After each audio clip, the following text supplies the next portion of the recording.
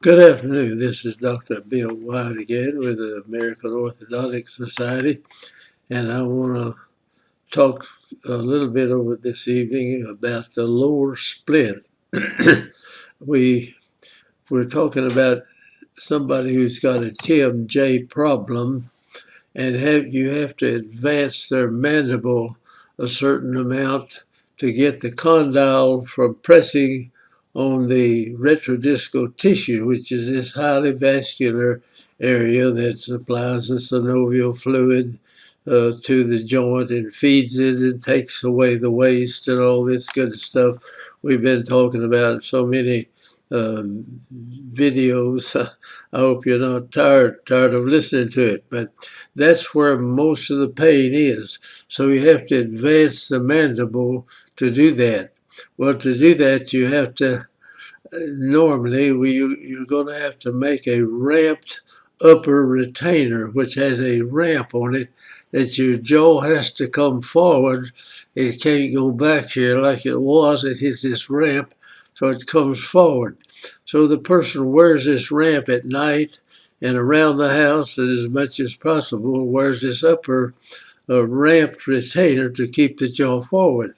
But many of the people cannot use this during the day. They have to speak to people, they have to talk to people, and they've got this big ramp hanging down in front, and it just doesn't work.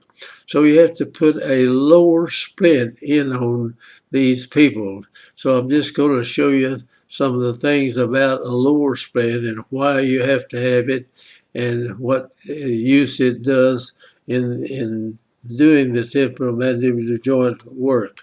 So here is a lower splint. I like to make the bar inside here, that's fine. But I see no real purpose for these clasps that come over here. You can make this a splint with the acrylic kind of wrapping around the tooth just a little bit, and it'll lock that in place, and you don't need any clasp coming down into the teeth like that.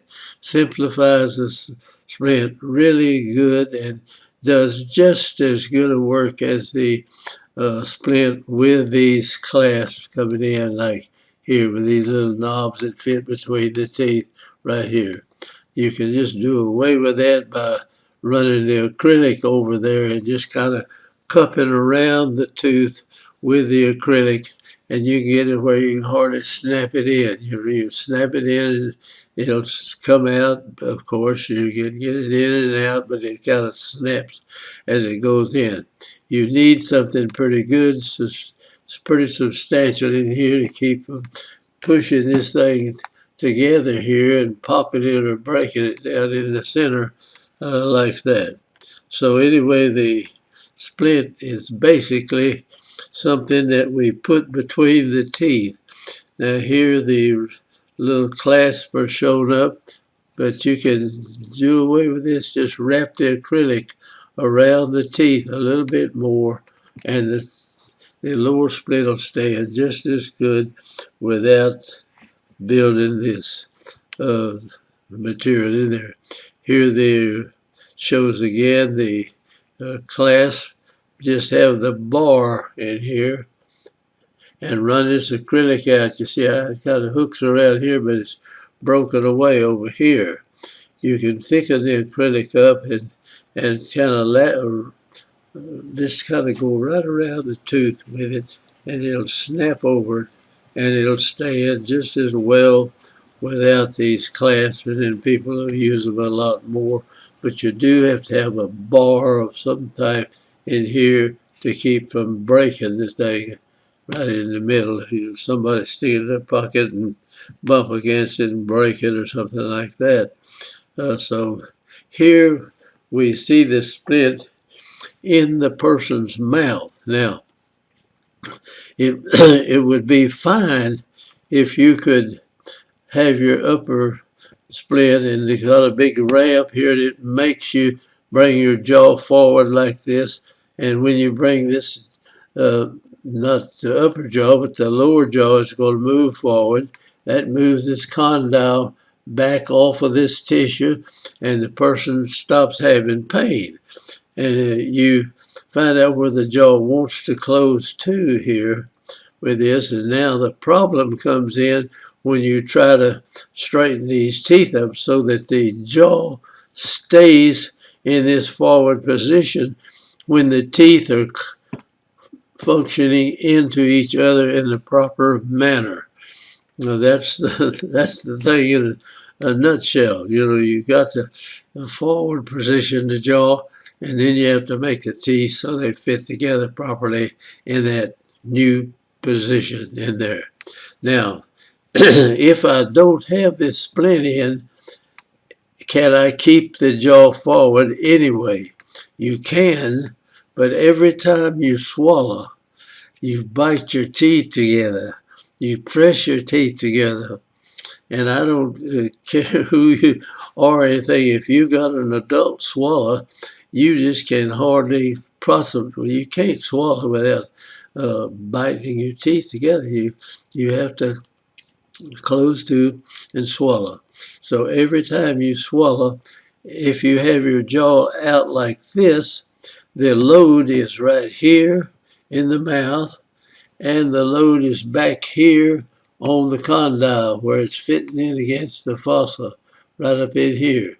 It's back here. Well, it can't take it back here, and so it breaks down and gives trouble, but you've got to keep it forward. So instead of having it, the load bite here and put the pressure back here, we put something between the teeth back here in the back of the mouth, and now the teeth come together and the load is on the teeth, and there's nothing back here on the jaw joint. So the jaw joint is at rest, and the condyle is not pressing into this tissue, and so they get better, they get over it. Now you come in and you're going to straighten up these teeth and move the teeth around so that the teeth fit together in their proper relationship with this jaw positioned forward. And that's the thing in a nutshell.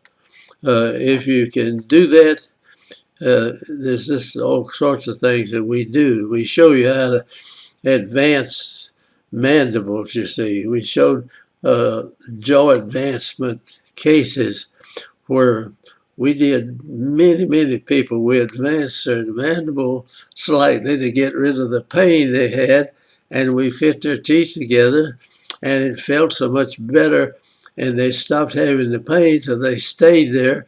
Now these people had a lot of them had a retrodiscal mandible. In other words, the thing was back too far, and we bring them forward. They look better too.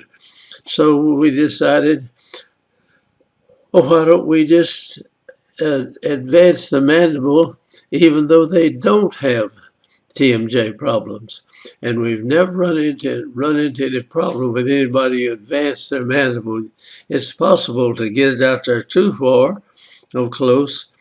Of course it is, but I've never run into anybody that had a normal bite, and when they hadn't had their temporomandibular joint worked on at all, and they bit and slid in the forward direction.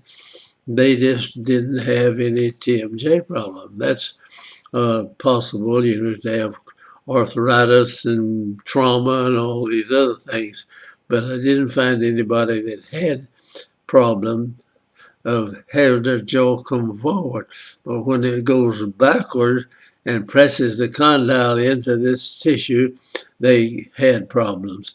And so we stopped it by bringing the jaw forward right here with a ramped retainer, and now we have to put something in there for them to wear during the daytime so that it doesn't, you can't run around with this great big, I guess you could, but it's not very easy for somebody to do that. So we didn't get much done that way. Now this is the upper teeth. That's not a good picture.